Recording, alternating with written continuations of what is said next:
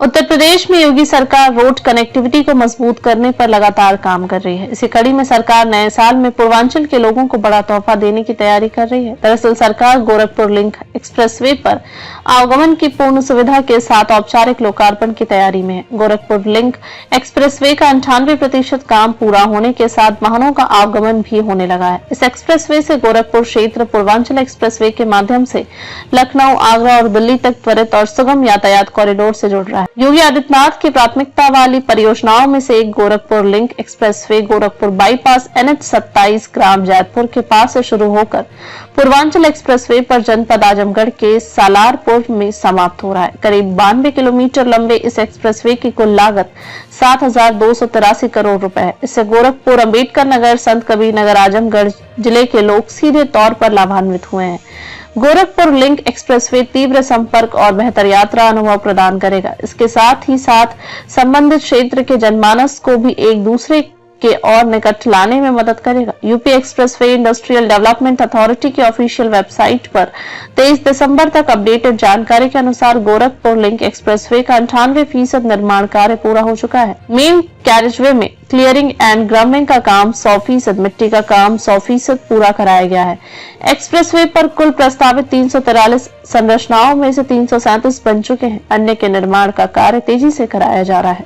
बता दें कि गोरखपुर लिंक एक्सप्रेसवे के निर्माण का कार्य काफी मुश्किल था। दरअसल गोरखपुर जिले में जितनी भी दूरी इस एक्सप्रेसवे को दायरे में आती है वह लो लैंड वाला है। यहाँ सामान्य सड़क भी हर साल क्षतिग्रस्त हो जाती है। ऐसे में एक्सप्रेसवे के लिए मिट्टी भराई करना चुनौतीपूर्ण कार्य था, लेकिन सीएम योगी के निर्देश पर प्रशासन के अफसरों ने इस चुनौती को भी सफलतापूर्वक निपटा दिया है।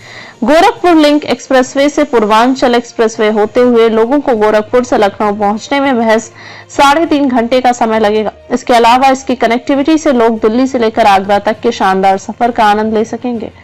गोरखपुर लिंक एक्सप्रेसवे के निर्माण से गोरखपुर क्षेत्र के स्वर्गीय विकास का मार्ग प्रशस्त होगा। एक्सप्रेसवे के प्रवेश नियंत्रित होने से वाहनों के ईंधन खपत में महत्वपूर्ण बचत, समय की बचत और पर्यावरणीय प्रदूषण का नियंत्रण भी संभव हो सकेगा। इस एक्सप्रेसवे से आच्छादित क्षेत्रों के सामाजिक और आर्थिक विकास के साथ ही कृषि, वाणिज्य, पर्यटन तथा उद्योगों की आय को बढ़ावा मिलेगा। विभिन्न उत्पादक इकाइयों, विकास केंद्रों तथा कृषि उत्पादन क्षेत्रों को राष्ट्रीय राजधानी से जोड़ते हुए एक इंडस्ट्रियल कॉरिडोर के रूप में सहायक होगा। एक्सप्रेसवे के दोनों तरफ योगी सरकार इंडस्ट्रियल कॉरिडोर भी बना रही है। बता दें कि अलग अलग मार्ग से गोरखपुर को कनेक्ट करने वाले कई एक्सप्रेसवे पर काम हो रहा है। इन्हीं में से एक गोरखपुर पानीपत एक्सप्रेसवे है। इसका फायदा प्रदेश के 1-2 नहीं बल्कि 22 जिलों को मिलेगा।